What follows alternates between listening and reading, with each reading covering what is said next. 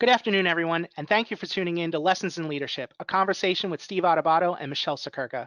I'm Vinny Civitello, Communications Manager with the New Jersey Business and Industry Association. To give you a quick introduction on our speakers, Steve Adubato, PhD, is the author of 5 books, including his latest, Lessons in Leadership. He is also an Emmy Award-winning anchor on 13 WNET PBS and NJTV PBS, who has appeared on CNN, Fox News, and NBC's Today Show.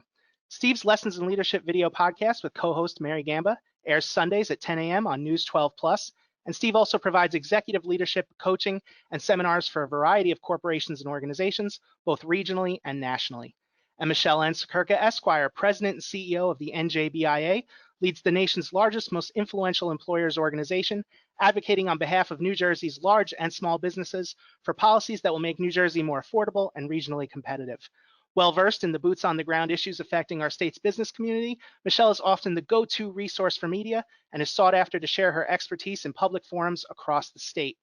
One quick reminder before we get started, Michele and Steve would be happy to take your questions, so don't hesitate to write them in as they come to you. And I can't stress that enough, write them in as they come to you because I'm told Steve may ask for questions early and you wouldn't want me to get caught out in the cold without any.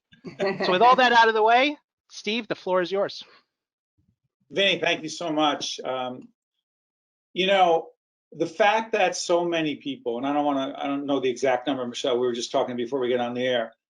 There's a significant number of people right now who are in on this 1-hour seminar, who have an interest and a deep concern about how to navigate, manage, lead, communicate, deal with these incredibly challenging times. It also speaks volumes about NJBIA, about your membership, about your leadership, Michele. And so you and I have had so many conversations on and off the air, and this is billed as, quote, a conversation with Steve Adubato and Michele Siekerka. I'm your point guard. You're the three-point shooting guard, and I will set you up for the most engaging, and that's a key word I want to use. People say it's hard to engage people remotely. Well, Vinny's managing that chat room. We're going to go to your questions, put anything out there about leadership, communication, managing, dealing with your anxieties, your fears, your whatever, as leaders trying to get through these difficult times. Michele, let's just kick off in this way. What would you say for you, as the leader of New Jersey Business and Industry Association, the biggest challenge you have faced as a leader during COVID, since, let's just say, the 13th of March, Friday, of course, the 13th. Go ahead. Yeah, so the biggest challenge in the very beginning was just, getting the opportunity to get our hands around it. I mean, it was just something that you didn't see coming with the depth and extent of what happened so quickly, right? I mean, the governor signed that shelter-in-place order, and like New Jersey's world blew up. Within minutes, if not seconds. The phones were off the hook, the emails were off the hook. Business community was trying to understand, am I essential? Am I non-essential? What do I do? What do I do with my workforce? Steve, I say all the time, right? I mean, great businesses make great communities, and business leaders do anything they can in order to ensure that their workforce is safe, is doing well, is being productive, right? I mean, they care about their people. And so right in that moment, you had that personal feeling of anybody did. It's like, what does this mean for me, my workforce, and particularly business leaders who care so much about their workforce? Never put people out on unemployment before. Like, what am I going to do? How do I help them, right? And so it was like leaning in and making sure that you have enough empathy and that you're listening at the same time, but that you're bringing resource and that you're relevant. Because folks' heads were all over the place. Every word out of our mouths needed to be relevant and timely and important and empathetic, and making sure we're giving them what they need in that moment, right? I mean, you were experiencing that too. It's interesting you put it back on us, Michele, because I've said this to you before. I said it, by the way, you can catch our leadership show at 10 o'clock on News 12 Plus with Mary Gamba, and the NJBIA show airs literally right before it, if I'm not mistaken, Michele, right? Yeah, absolutely. 9:30, yes. What's the name of the show? Bob Considine, Minding Your Business, yeah. By the way, talk about innovation, and we'll be talking about that in this conversation. Michele talks about empathy. It's I've often had this idea, and I know my colleague and co-host Mary Gamba, who runs our company Stand and Deliver, is in on this, listening with some of our team members. We like to say our our team, our work team, as a family. And I've always I believe that in terms of you care about them, their families, their personal situation. But one of the struggles I had early on, Michele, and I'll put this back on you and everyone listening and engaged right now, is this. You want to be empathetic. You want to be compassionate. We want to show great concern. But at the same time, we have a bottom line. And we made a decision very early on to make significant cuts, big savings that had to, in my view, as a leader, be done. And one of them included some staff changes. And when some key people were let go, it wasn't as if people are going, wow, Steve's really looking to save the company. Isn't that great? Meaning you've got to have this empathy while you're managing the bottom line and making sure you're in business for the future, which doesn't always go well, Michele. Ball's in your court. So super challenging. Okay, I'm going to say it all comes back to culture, and hopefully we built a good culture pre-COVID that afforded us the opportunity to maintain trust with our people during COVID. I truly believe in that. So, we had to exude strength and focus in a way different than ever before, and we had to ensure that we had built that trust with our team before, that they would trust the actions we take right now, right? Because these are tough decisions, Steve. Whether it was letting people go or how people work remotely or taking on new products and services and taking some risk, right? Tough decisions need to be made. And if you've built a culture of trust and good communication with your employees, then they're gonna follow you, right? They're gonna stay on the bus with you. They're gonna get on the boat with you, and they're gonna say, I'm really nervous, but I trust where you're taking me. You can't build that in COVID, right? You needed to have that before. And so coming into COVID, you had to realize that in uncertain times, our values and our identity is what keeps us focused. And so if you had good values as an organization and as a leader before, right, those things were going to permeate through COVID. And if you continue to work to those values during COVID, you're going to get a good response and reaction on the other side, right? You can't just work for a result. You got to work to your values that you held true all the time as a leader, right? You had to continue to be the leader who you were, not now become someone who you weren't, and ensure that you could keep the trust of those who followed you before to stay with you now. Well, I'm going to follow up on that with Michele, because I'm a big believer that leaders have to have core values, but we are chameleons as well. But Michele mentioned being on the bus. I promise I will not just keep pulling books out of my leadership. You know the book right away. Yeah, I will tell you about that book in a minute. Go ahead. This is Collins. Even though I write, and I will not plug my book. Yes, I will. Here it is right here. It's Lessons in Leadership. But the truth is, what I've learned about leadership beyond the mistakes I've made as a leader, which is they're listed in my book, is I am a student of leadership. And Jim Collins, who wrote this extraordinary book, Good to Great. Remember, it's not called, not so bad to a little bit better. It's good to great. And Michele made the reference to the bus. They'll stay on the bus. But I'm going to push back in this way, Michele. One of the things that Jim Collins talks about is not only does the bus is a metaphor for your organization, whether it's BIA, our organization, or anyone listening right now. Collins says that the leader is the bus driver. He or she knows where the bus is going, why the bus is going where that bus has to go, when the bus has to get there. But further, here's the tricky part. He or she puts the right people in the right seats on the bus to get there, and is willing to escort certain people off the bus if he or she believes as a leader, we're not getting there with that person there. So my question to you is this. To what degree have you moved people around to different seats on the bus? Because in our organization, we're asking people to do more, do different things, because it's required to succeed, especially when you're down a person or two. Go ahead. Oh, absolutely. I mean, having the right people in the right seats is pivotal, absolutely pivotal. And I want to say in this regard, this is where core development of your team and skill building and the skills that we need are not just vertical skills about, who's your technology guy and who's your sales guy. The skills we need to build in our team is agility, right? Ability to be good team players and ability to pivot. Like, we're so sick of that word pivot, because that's all we've done in COVID, right? Pivot, pivot, pivot. But right. when you build a team and you have agile job descriptions where people can move from one position to another, like from a vertical to a vertical, because they have the skill set that is the right skill set to afford them the ability to be strong no matter where you're placing them, right?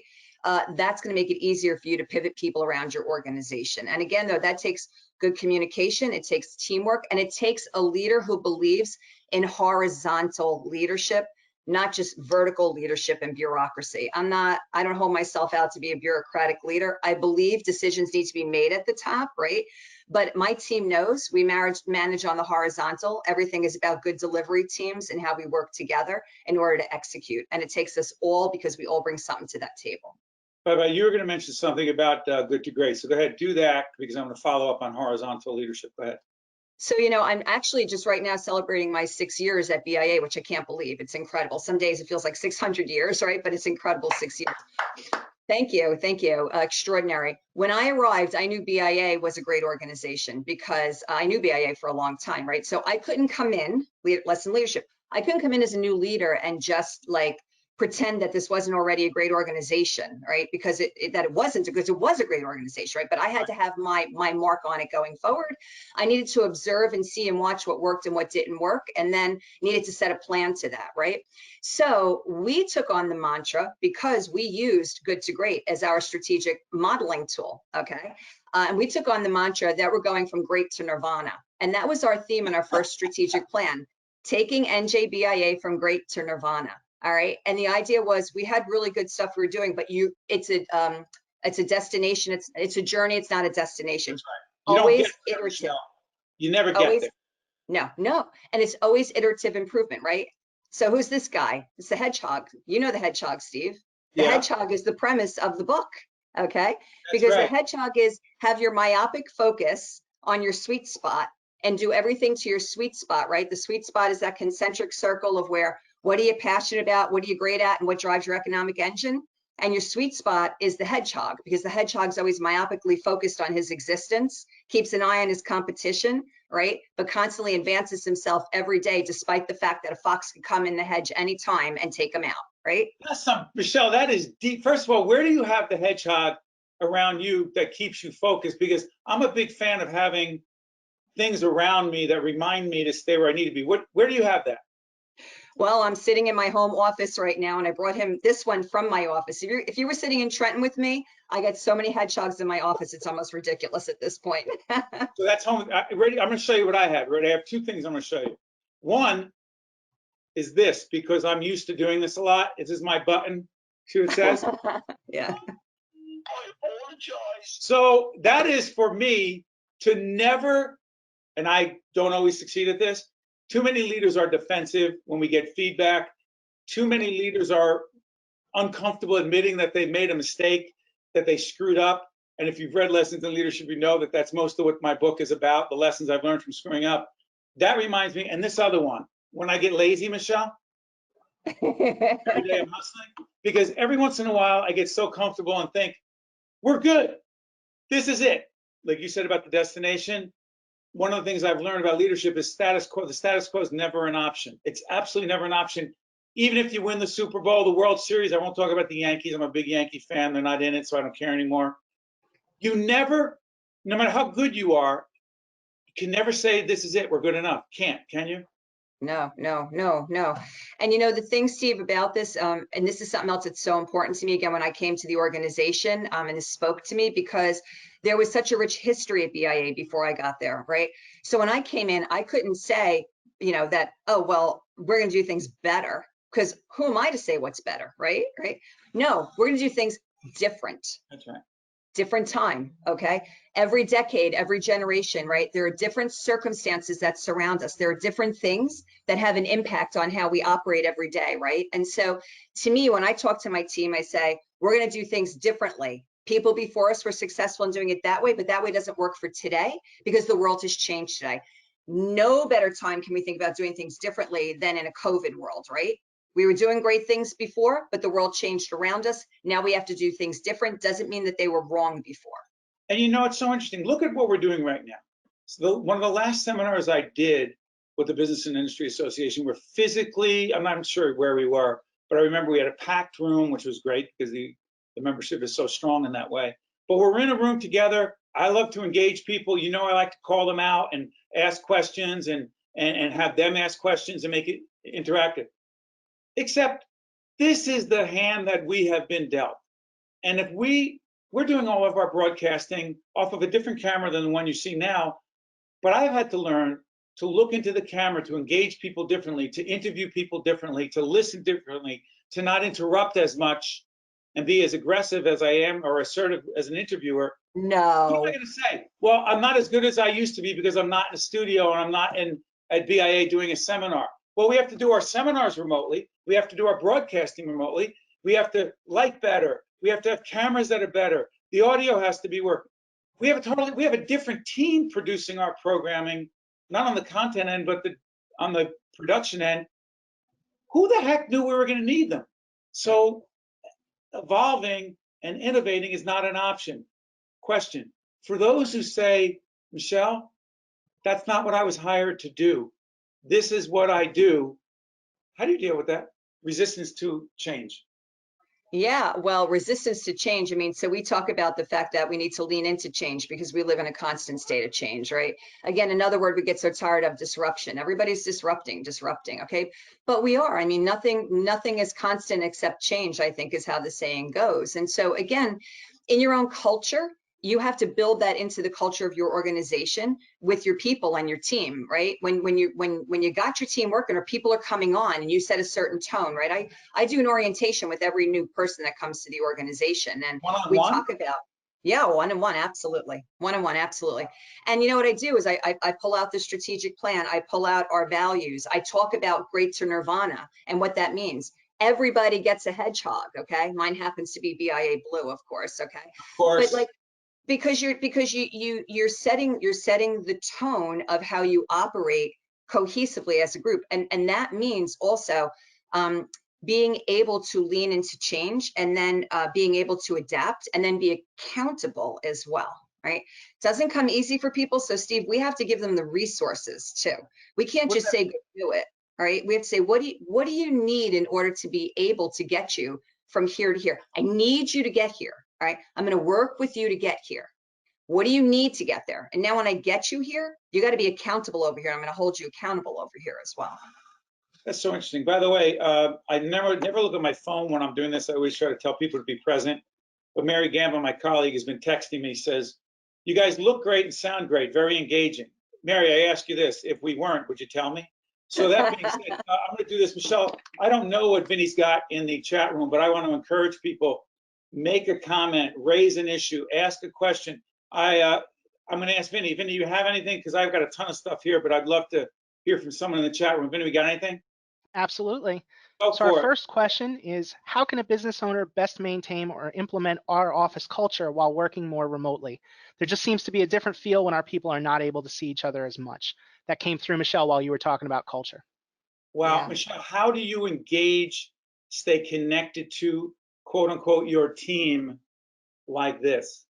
Yeah, you know, so it's difficult. I mean, we can all pretend that we're so efficient at home and everything is going great, but when you have a culture of communication, good communication, I'm a walk the building person. Okay, so I go walk the building. Well, the best I can get close to walking the building is calling my folks on the phone and talking one-on-one and hoping they take the call. Michele's calling, something must be wrong, right? So again, I got to bring that tenor down and that tone down. I literally say in a staff meeting, you know, I'm going to be doing some one-on-one calls. I just want to catch up with you and see how you're doing. Please take the call. Know that it's not, something's wrong when I call you. Okay. So it's difficult, but looking for different ways to engage your group and to have your group engage with each other. How And so? now, well, a good example, right? People can have different things in common at different points in time. So while you may have had something in common because you were both in the marketing department at BIA, right? And so you shared things because you worked together there. Right now, you may have something more in common with someone between marketing and GA because you both have children at home being educated. And you're trying to balance how I work and how I take care of my kids. And now people on my staff who maybe before didn't work so closely together share something new in common that I want to connect them to be supportive to each other, right? To me, that's the type of way that you can look for new ways to engage, not just you directly with your staff, but inviting you, connecting your staff with each other if you see things happening that can be helpful to them as well. So you're more of a facilitator in that situation, facilitating, connecting people, correct?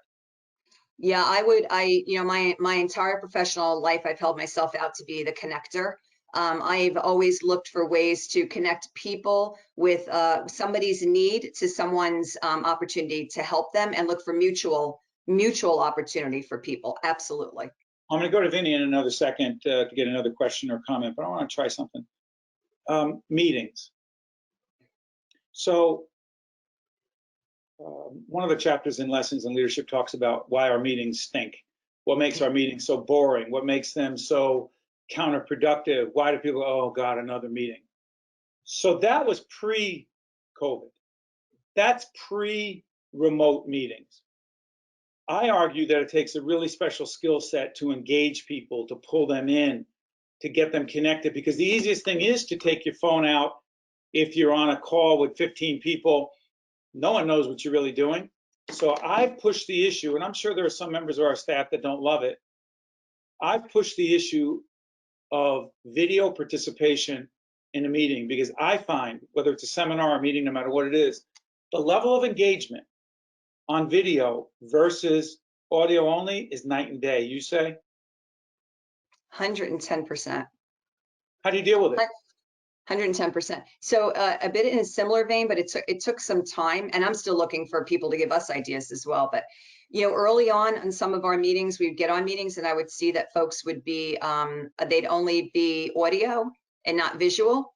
And every once in a while, you know, beginning, I wouldn't think about it, because I'm like, oh, they're afraid, like, you know, the kid's gonna photobomb or the cat's gonna jump in. And I'm like, bring on the kids, bring on the cats. My cat's jumping on my lap half the time, you know. Right. It Who really personalizes. cares? Who cares?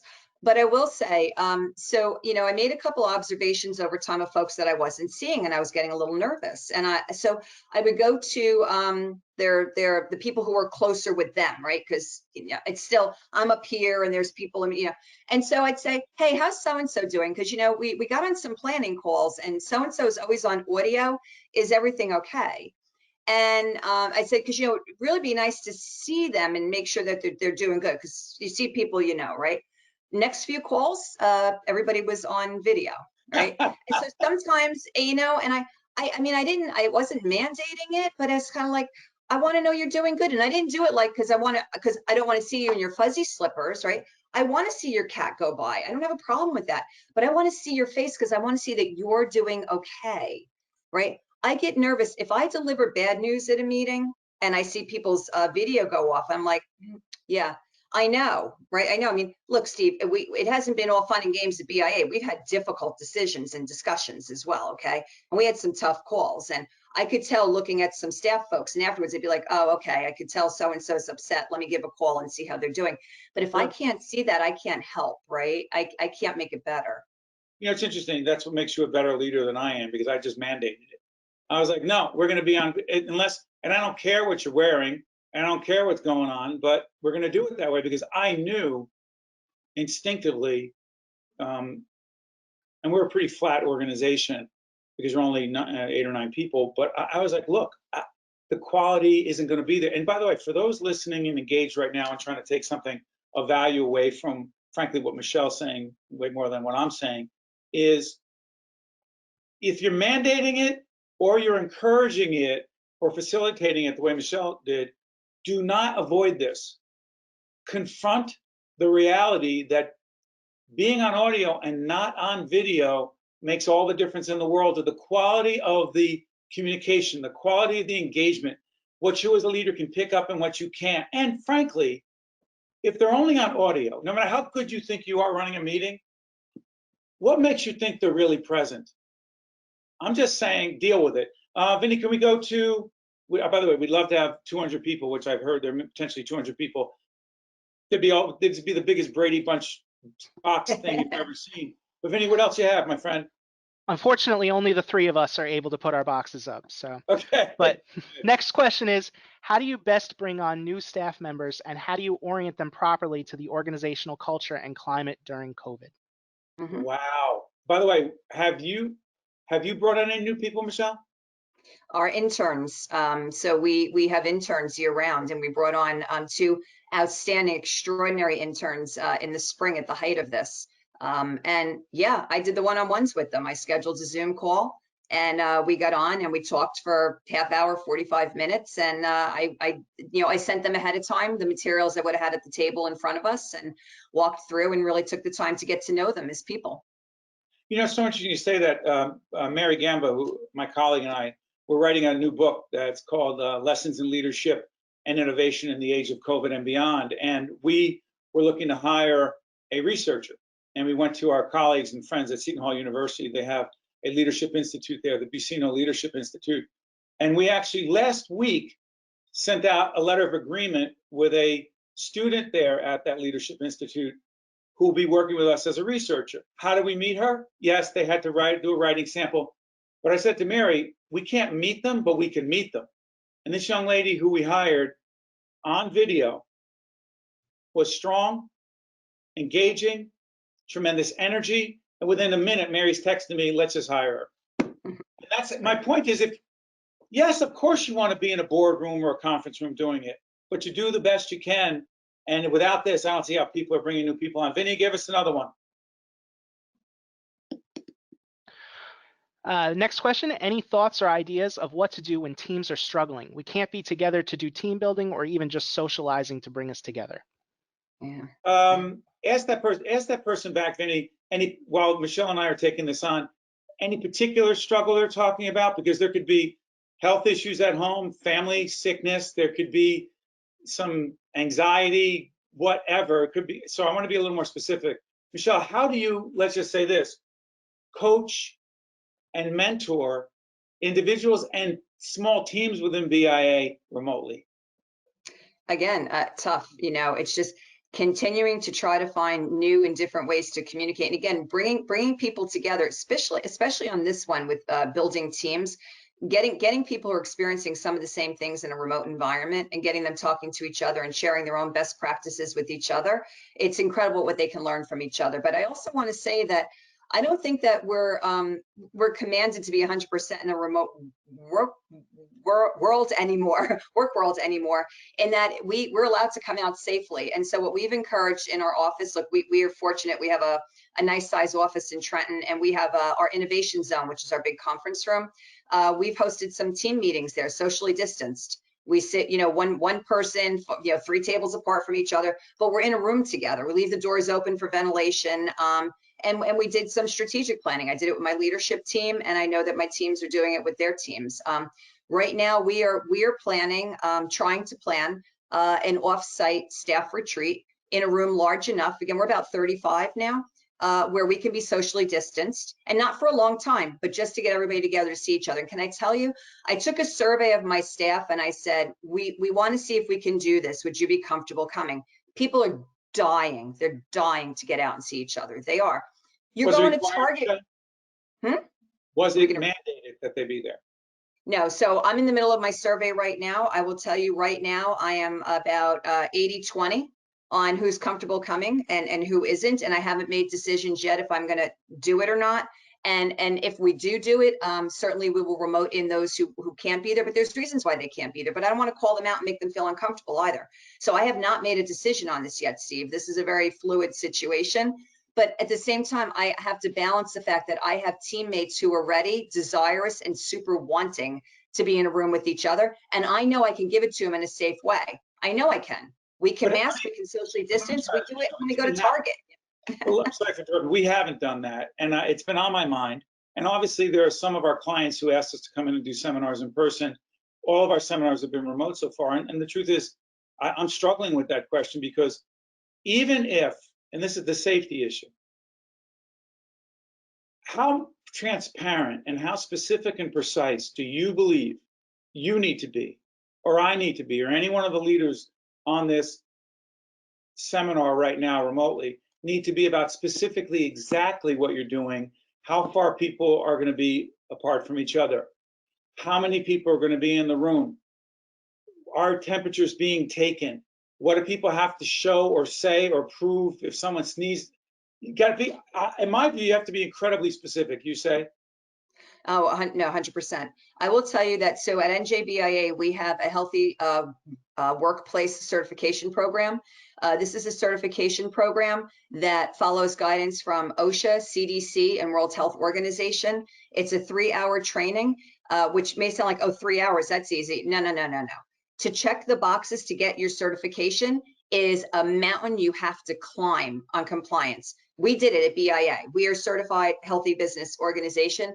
We've had 150 companies go through it. 50 have gotten certified. It's serious, serious business. I go into my office right now, and I don't go in every day. Okay, I try and go in once in a while. I go in, and you go up one set of stairs, you go down the other. Okay, no, you can't have crossing in the stairs. 2 people in the elevator. Okay, when you come in, you have to fill out the form. Actually, before you come in, you got to fill out the form that says, in the last 2 weeks, I've not done any of these things, haven't been exposed to somebody, haven't been to a hotspot, et cetera, right? One person and the rest, masks, all through the building, mask, right? If you're in your own office by yourself, take your mask off, okay? Okay. But when you That's are the in only any, situation. at your discretion. No, that's the only situation you wouldn't have, someone would not have a mask on, if you're at your desk by yourself.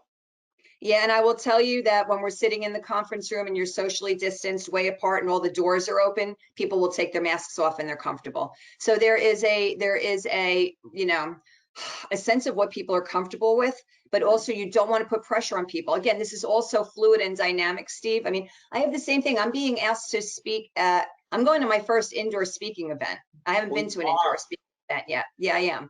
Because they've assured me that it is no more than 30 people in a very large room, socially distanced.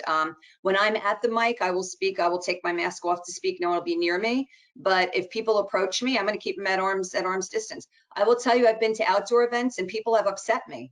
You know, I'm standing there with my mask on, minding my business, doing my business, and they're like, you know, on top of me. I'm like, you got to step away. You've done that. You've been that direct. I have, you know, I said I have to be a role model for the staff that I'm requiring perform a certain way. And if they see me in a picture doing something otherwise, it's not going to look very good. And number 2, we have to follow the rules. Whether we agree with the rules or not, these are the rules society is putting on us right now for just reason. That's what a democracy is, right? Okay. So come on, people, like, let's just follow the rules here. So Vinny, I'm sure you have another one, but I'm going to press the issue. So I bet you don't have this one in your office. Test me, Steve. No. So I picked the most obscure book I could. So here's why I raised Churchill. I'm a student of war leadership, presidential leadership. And by the way, for anyone who's interested in talking politics, this is the wrong seminar to be in. I couldn't care less what someone's party is, or I just try to analyze leadership traits, communication traits, and say what I think, what the best practices or not so great practices are. So if you love President Trump, go for it. If you don't, that's your business. But I'm a student of President Trump in this sense. He said he, quote, didn't want to panic anyone, which is why he didn't want to share certain information, the Bob Woodward stuff. And here's the question. It's really not about Trump. Where's the line for you, Michele? And now candid, direct, and specific you'll be about, frankly, some things that are not only uncertain, but a little bit scary. When the president, and he's not alone in this, have said, no. You don't want to scare people and panic people. So don't tell them everything. Tell them, put it in a more positive light. Because they're going to be panicked unnecessarily. Forget about Trump, President Trump. You say, what about the great movie Tom Cruise and on the witness stand with Jack Nicholson? You can't. I want the truth. A few good men. Yes. Okay. Yes. If someone says I want the truth, are you going to say to yourself, you can't handle the truth? Go ahead. So I have to tell you, I'm all about transparency, sometimes to a fault. And, you know, and you know, my own team might push back on me on that. You know, Michele, that might be too much information. I'm like, I gotta set a tone so there are no surprises later. Okay. So I don't like giving surprises. I like people understanding what the tone and temperament at any point in time is of where we are as an organization, where we are as a society, where we are as a nation, as a country, however you look at it. I'm all for transparency. I think we're responsible adults. We should be treated like responsible adults. And I think that, we need to be conscious about our own decision making and our own accountability. We live in a society where nobody takes accountability for themselves anymore, Steve. It sickens me. I'm a trained attorney, okay? I love good jurisprudence. I love good government. I believe a good process yields a fair result, okay? Very process-oriented person in that. And yet I'm a strategic thinker. I don't get bogged down in process. But I believe anytime you're making a decision, if you have a good process in place, you'll yield a fair result. And then when you don't have a good process, you get a result that divides people. Well, let me tell you, our process on every institution, our state, our nation, is broken beyond belief, okay? We need to get back to good public discourse like you and I are having. We need transparency so that we can share things that are important to us without fear that someone is going to be mad at us and take their toys home and not want to play. We should be able to have a discussion and then go out for a beer afterward and say, hey, I see your point on that, but here's why I respectfully disagree, right? We don't respectfully disagree anymore. We just pound the crap out of each other and then go to our demonize people. We demonize them. We call them names. My question to you is, in terms of leadership and civility, I'm a big believer and trust me, if you read my book, there are times that I've communicated clearly where I've not managed my emotions well. I'm working on that. I come from a certain background. Let's just say where our family dinners were spirited, to say the least, otherwise known they were brutal arguments. And I've had to unlearn a lot of that. But here's my question. The place for a leader being civil, in terms of how he or she listens to other points of view that they may disagree with. I'm a big believer that civil discourse is missing big time. And forget about politics. I'm talking about leadership, you say? Absolutely. No, I couldn't agree more. And it's sad, again, at my core, how we interact, how we govern, how we communicate these days. I just nothing objective. We don't have objective media. We have no one out there, telling like the straight up, everybody that, everyone's perceived as having an agenda. As soon as you open your mouth, it's like, listen to me. What do you mean? Let's just listen and data. So Steve, here's my book of the day. Okay. Finding Your Way, Leadership for Uncertain Times, okay? I don't even know how this book wound up on my shelf, but I have to tell you that back in April, so we all came into COVID thinking, I told my staff, I'll see you in a couple weeks, right? A couple weeks, we're all gonna be back in the office. It's kind of what we thought at the very beginning. We didn't know what to think, okay? And then we started it's week 6, 7, 8, it's week 10, it's week 12, it's week 20, it's week 7 months, right? Well, I have to tell you about April, May, June, about that time when the numbers, when we were starting to crush the curve, okay? So now May, June, July, crush the curve, okay? It was supposed to go like this: crush the curve, economy bills, crush the curve, economy bills, crushing the curve, economy. What's going on, right? Why are we stuck?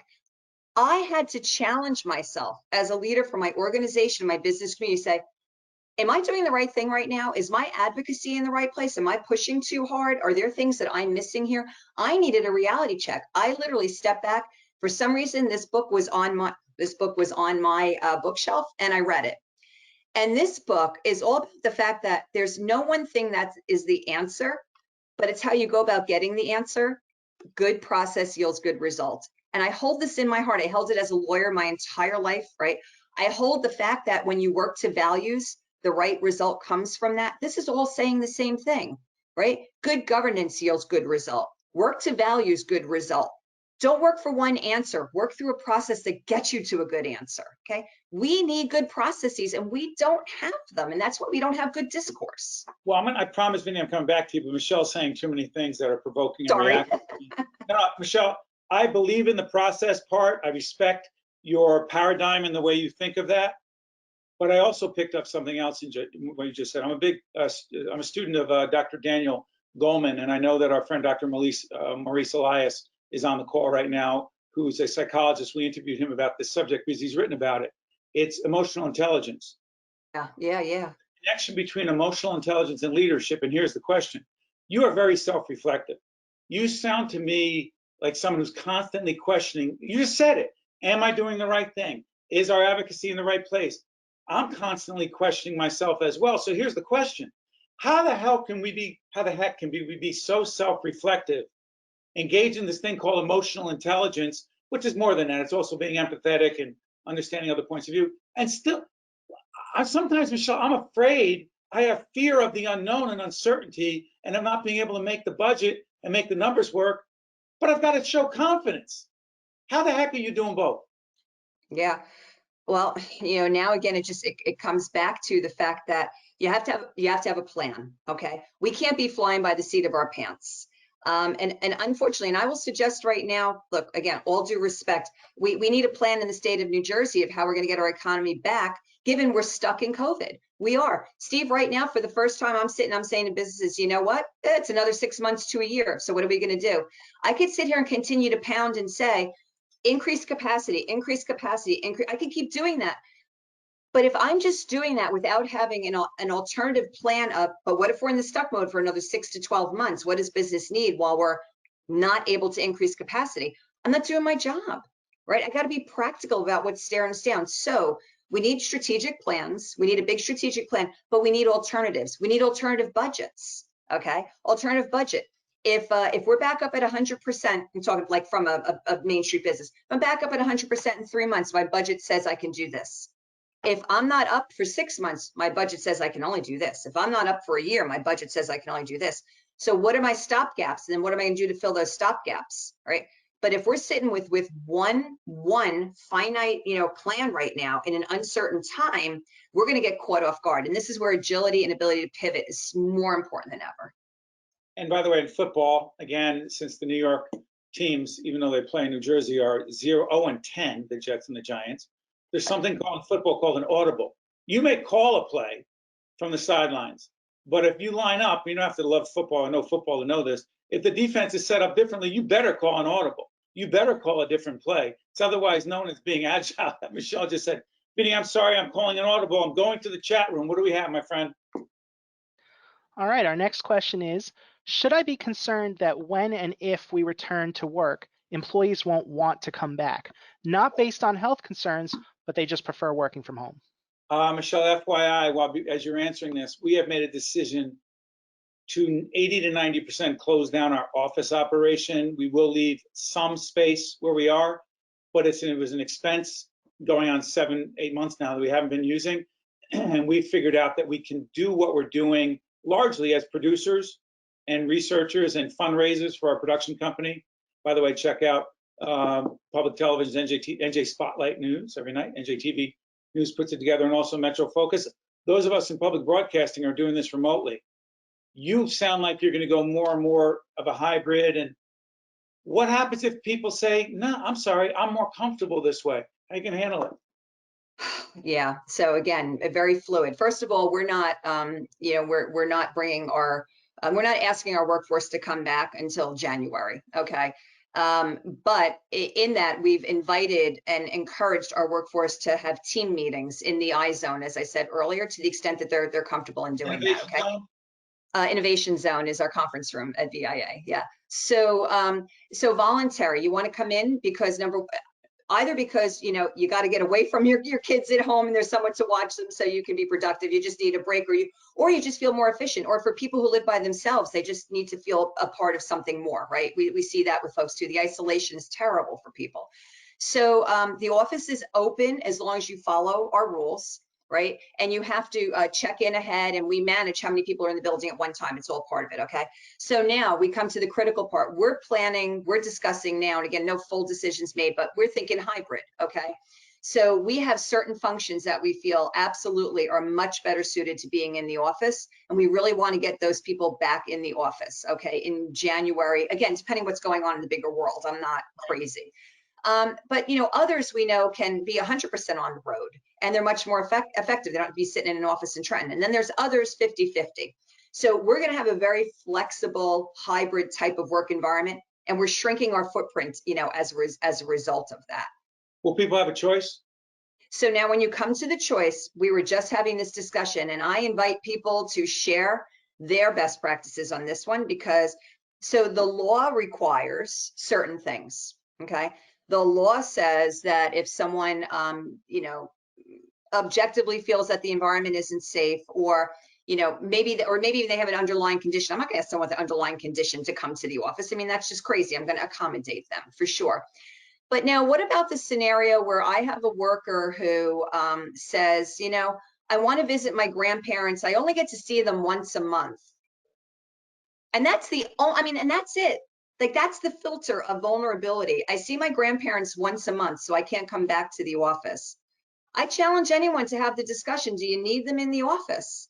If you really need them in the office, really, because their function should be in the office, you should get them in the office, because I'm going to say seeing your grandparent once a month isn't going to pass that, that test of, that's why you shouldn't be coming into the office. Like, there's some certain, and I don't want to say there's a black and white and a real line in there. I think this takes balance of understanding your workforce, what they need, the individual, how they best function. But Steve, I hate to say this, there unfortunately is always somebody who can take advantage of a situation. And if it's a worker, if it's a worker that you really need in the office because they can't do their job remotely and they don't have a good reason not to be there, then you're gonna have to push the envelope a little bit, Define push the envelope, please. Yeah. What do you mean? You're going to have to strongly encourage them to come in? You have a legal right to mandate them at a certain point if you need their job to be done in the office. I mean, think about, and now, talk about the retail establishments, okay? You can't run a restaurant indoors without waiters. I can't have a waiter that says I can't come. You're going to have certain functions like that in an office setting that you need that person in the office. And if they can't fulfill the job and they don't have a good reason not to be there, you're going to be in the very precarious situation of having to make a decision. And we will all make that decision based upon what's appropriate for our organization and the people who trust in us every day. Wow. By the way, if anyone thought that Michele and I had gone over any of this or that we planned it, you could tell right now, both of us are speaking while we're thinking while we're speaking, and it is all live and unrehearsed. And Vinny, let's go to another one, because I have more questions, but I also want to manage time. We have 10 minutes left. Go. All right, we're getting a couple questions here about accountability. How do you hold team members accountable when your primary communication is remote? I'm finding that staff don't take feedback the same way when it's done live without a conversation. A couple other questions about managing hours when people can kind of just come and go as they please without you noticing. So Michele, there's a trust issue, right? You use the word trust. My staff has often said to me, Steve, you have to, quote, trust us more. And we have this debate as to what trust means. Do I trust that you're working hard and you're doing your best? Yes. Do I trust that you're thinking of all the things you need to think about and be as strategic as you need to be? At times, no, and that's why I challenge. But I believe that question is also about this, Michele. What about if, as a leader with a tight budget, you're a nonprofit, we're a nonprofit, whether you're for-profit or nonprofit, we still have to make our numbers.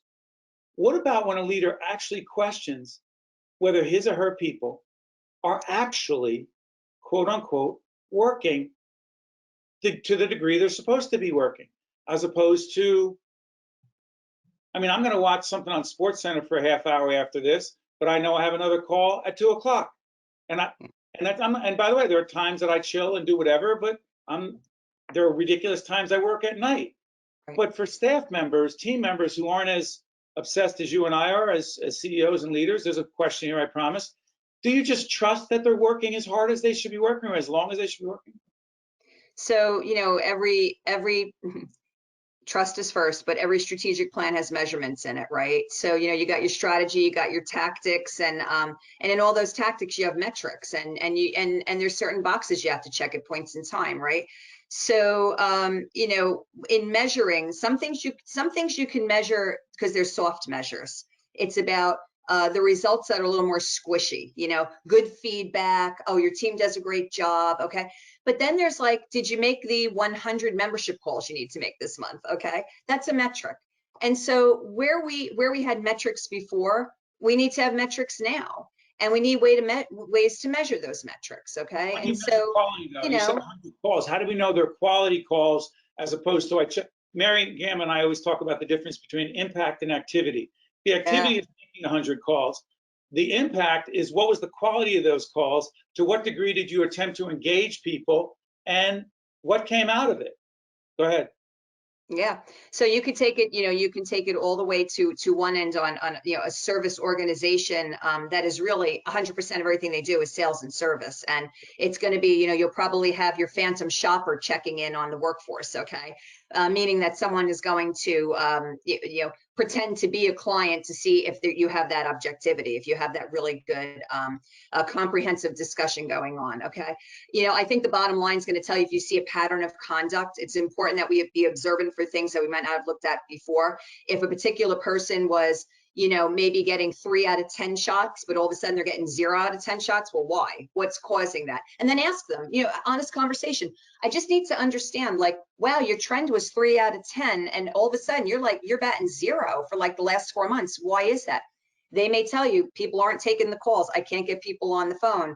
Or, there may be something else. You know what? I just don't, I feel like my heart isn't in it like it was before. I'm having a tough time selling over the phone like this. Now you come back to, so what resources do you need so I can help you get back to the 3, right?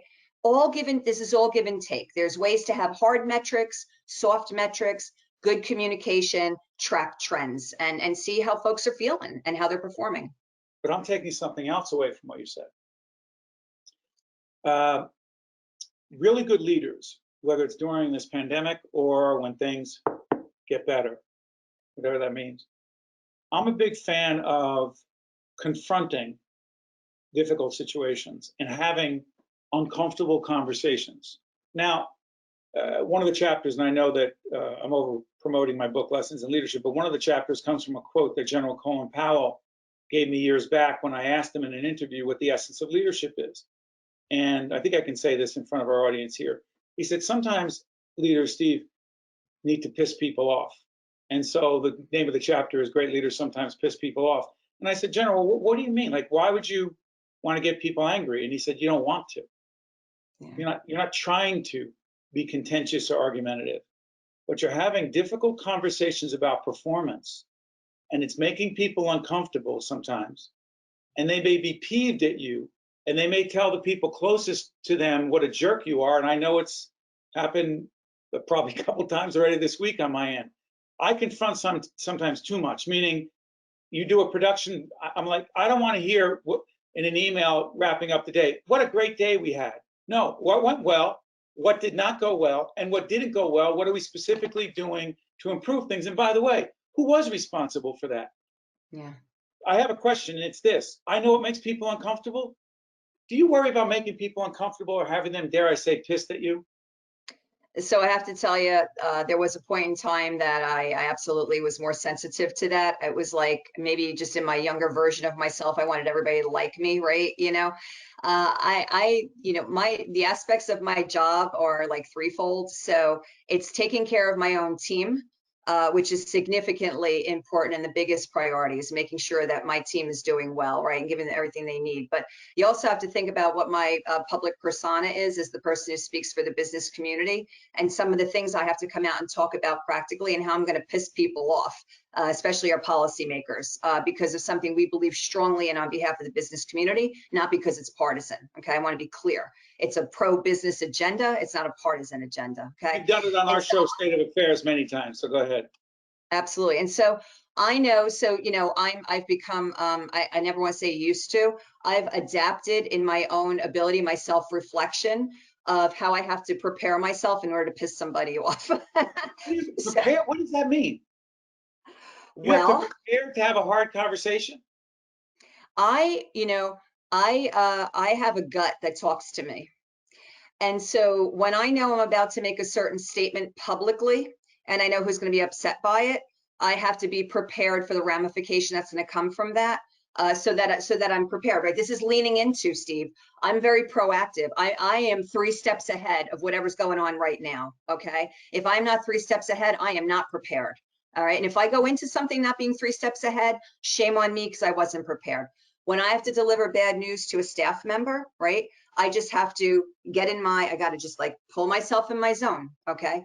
And I asked Michelle, you need to do this, and this is right for the organization. It's right for the greater good, and you know what you're doing is the right thing. As long as I know in my gut that what I'm doing is the right thing, I'm not worried about delivering a hard message. Even if they talk to each other behind your back and say, Michelle how could she make, And by the way, there have been times I've done it and I've seen a tear begin over here, and I'm like, oh no, that's not where I want it to go here.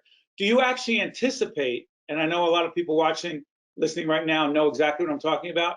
Do you actually anticipate the sometimes emotional, visceral, not so great reaction as part of your strategic thinking? And sometimes you can plan for it and sometimes you can't, because we're human, and this comes back to empathy. I'm a very empathetic person. I am a problem solver, and I'm the person, as the attorney, I always said I would have been the street lawyer. I'm the one who wants to lift people up. Okay. So I immediately go to what's the reaction going to be, and I have heart with strings, tug at my heartstrings. And I will tell you, Steve, crying sign of weakness.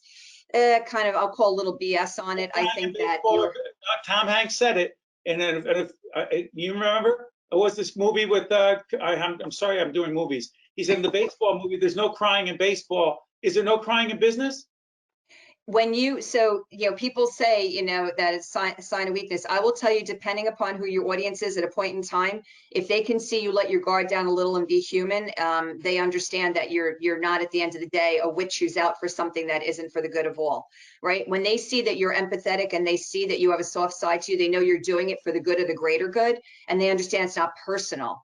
When you come too cold to something, my God, if you could just walk in and like fire somebody and say, yeah, you're out, and think that, you're not going to feel something about that, well then, what are people going to think about you? They're going to think that your agenda was personal to them and not about the collective good for all. So I have no shame in people seeing empathy once in a while in the right environment. Now there's times when we need to be tough as nails, and I call it like taking off my kitten mittens. Okay, when I got to take my kitten mittens off, and if I got to get my head in the right game to make sure that I am tough as nails, darn it, I'm coming tough as nails, and you're not breaking me down. You just proved my point about being a chameleon. If someone says, "What's your leadership style?" I think your answer is, "I don't know. Tell me the circumstance or the situation, then I'll tell you my approach." Is that a fair assessment? Absolutely. You gauge the environment around you, you gauge the people you're dealing with, and you adapt your behavior to be the most effective in that situation, in that circumstance, to accomplish what you need to accomplish. Hey, Vinny, I know we're running out of time. Do you have another quick one? Vinny? Absolutely. There's so much talk about there's so much talk about innovation. How can I propose ideas for new ways to do things in my organization if I don't have a direct line to my CEO? Oh, so this is not the CEO asking. Okay, Michelle, take it on. I'm a big fan of team members bringing ideas out. And I often say to my team, listen, I've run out of, I don't have that many great ideas, and a lot of them aren't so great. So I'm pushing people to come up with ideas. How do you encourage that innovation? The person asking in the chat room is saying, I don't have a CEO who's even accessible to me. Go ahead.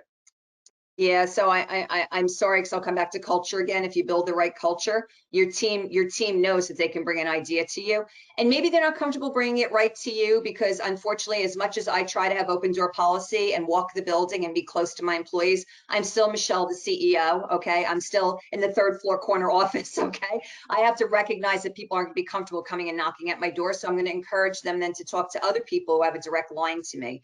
And that can either be their immediate supervisor, or it could be like, in HR, or someone in your operations, but someone who is going to get that message across if you're not comfortable delivering it yourself, or if your CEO is the type that might not want to hear it directly from you. Find people in the organization who you're comfortable talking to, but make sure that you don't lose the ownership of the idea. Okay. And again, this is a culture and a trust thing, because it was your idea. I want to give credit down. We're a top-down, bottom-up organization. That's how we do things. And some of our best ideas have bubbled up from the bottom, right? I have to give a framework for people to operate in. I have to give a process to go through so we can get those great ideas out. But when those ideas come out, let's embrace them and let's give credit for them as well. You know what? We'll close on this point. Mary Gamma, I know you're in on this call right now, my colleague who runs our company, Stand Delivered. Do this, Mary. On our website, let's create, innovating as we're speaking, let's create something that promotes not only this broadcast, but ask people if they have additional questions. By the way, our website is stand-deliver.com. Michelle, put your website out, which everyone knows. Go ahead. njbia.org, and there is particularly a button that says Tell Michelle, and you can send me an email directly there as well. She's 3 steps ahead of me. She's playing chess. I'm playing checkers. I told you, always. I know. I don't want to play poker with you either. So here's the other thing. Also, my email is steveadubato@gmail. Mary, let's set up something where people can ask us any follow-up questions to this leadership seminar remotely with Michele and I that they may have for me. Also remind people, Michele, your show, the BIA show, Business and Industry Association show, is on News 12 when again? Minding Your Business, 9:30 a.m. Saturday, Sunday on News 12 Plus. And while you're watching on Sunday morning at 9:30, you stay with us because there's literally no commercial break between the BIA show and Lessons in Leadership. And watching, not for me, but my colleague Mary Gamba, who's absolutely terrific as a co-anchor, co-host. Michele, to you, to Vinny, to Mary on my team, to most importantly, all the folks who signed up, I just want to say thank you for caring enough to want to be a part of this. Michele, your parting words to all the folks who signed up? I just want to say this became a little bit more of a raw discussion than maybe even I was planning for. I think we put a lot out there. I encourage people, best practices, ideas. A lot of what we talked about today is fluid. We're all trying to figure it out. We're all in it together. So let's support each other. Let's be there for each other. Let's share and let's lift each other up along the way. Yeah, former Congresswoman Millicent Fenwick, the late Millicent Fenwick, once said to me one time in an interview about 25 years ago, 30 years ago, hey, Steve, just remember this. We're all in this together. She was right. We're all in this together. Michele, thank you. To the BIA, NJBIA family, thank you so much. To everyone who engaged in this conversation, thank you. Wish everyone stay safe, be well. Thank you, Michele. Thanks, Steve.